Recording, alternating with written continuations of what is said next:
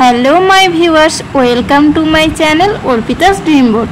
তো সকলকে জানাই অনেকদিন পর চলে এসেছি আবার একটা ছোট্ট ব্লগ ভিডিও নিয়ে। আর সেটা হচ্ছে আমার বিয়ের ভিডিও। তো আমার বিয়ের সমস্ত কিছু তোমাদের সাথে শেয়ার করা হয়ে ওঠেনি, তাই আজকে আবার আমি শুরু করলাম।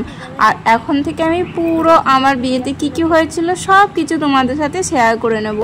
তো এখন হচ্ছে আমার জল সইতে যাওয়া। আমাদের জল সইতে যাই ভোরবেলায়, কিন্তু আমাদের উঠতে পুরো সকাল হয়ে গিয়েছিল আর সবাই মিলে আসতে রেডি হতে সকাল হয়ে গিয়েছিল। আর তখন ছিল হালকা শীত, ফাল্গুন মাস ছিল, আর সবাই এখানে সোয়েটার চাদর পরে আছে, আর আমি দেখো পুরো শুধু ফাঁকা চুড়িদার পরে আছি।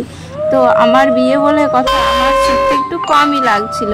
তো এখন আমি জল সয়ে নিচ্ছি। আমার জামাইবাবু, এটা হচ্ছে আমার মেজো জেঠুর মেয়ে, আর মামি আছে, আমার বোন আছে, আর তার সাথে মামার মেয়েও আছে। মামার মেয়ে ক্যামেরার পিছনে আছে, আর একটা বোনপো আছে। পুরো ভিডিওটাতে যতবার শঙ্খের আওয়াজ পাচ্ছ ততবারই কিন্তু আমার এই বোনপোই বাজিয়েছে। আর বোনপো বয়সে অনেক ছোট, তারপরও খুব সুন্দর শঙ্খ বাজাচ্ছে।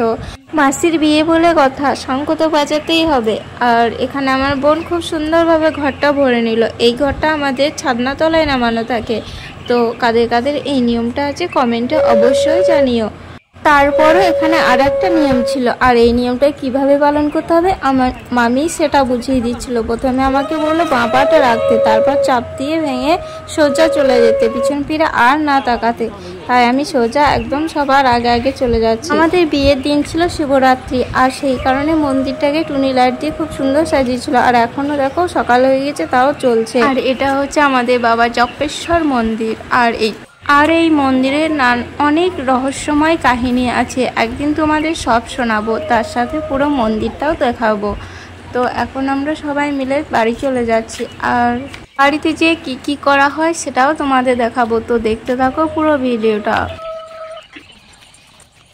মন্দির থেকে আমাদের বাড়ি পর্যন্ত একটা ফাঁকা মাঠ আছে, আর এই মাঠ দিয়ে সোজা যাওয়া হয়, আর মেন রাস্তাও আছে, কিন্তু আমাদের বাড়ি থেকে মাঠের রাস্তায় কাছে, সেই কারণে আমরা এই মাঠের রাস্তায় এসেছি। এখন আমাদের পুরো প্যান্ডেল কমপ্লিট অবস্থাতে আমাদের বিয়ের অনুষ্ঠান শুরু হয়ে গেছে। তো এই একটা নিয়ম পালন হয়েই গেল, আর এই ঘরটা এখন বসানো হবে। তো এখনও আলপনা দেওয়াও কমপ্লিট হয়নি, আলপনা দেওয়াও হবে। তো দেখতে থাকো এরপর কি হচ্ছে।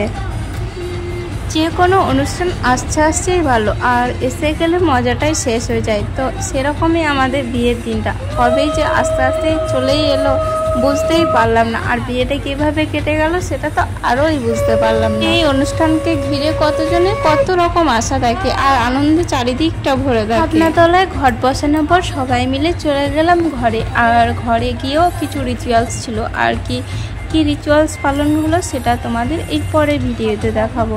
তো এখন আসছি, বাই। ততক্ষণে সবাই ভালো থেকো, সুস্থ থেকো।